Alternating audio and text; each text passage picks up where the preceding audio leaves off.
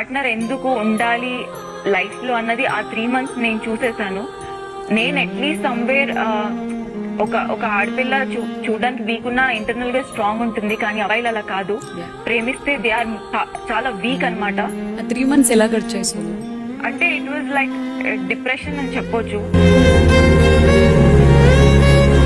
చాలా చిన్న తప్పే, కానీ నాకేంటంటే అబద్ధం అన్న థింగ్ రిలేషన్ లో నచ్చదు. Are you comfortable to share it with us?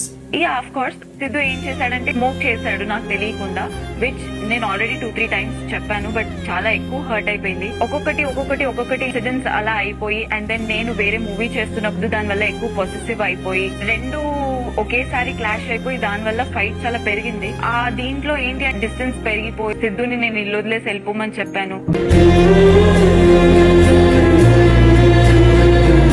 So ఆ దూరం చూసిన తర్వాత ఇంకా మళ్ళీ దూరం అయ్యే ఆలోచన కూడా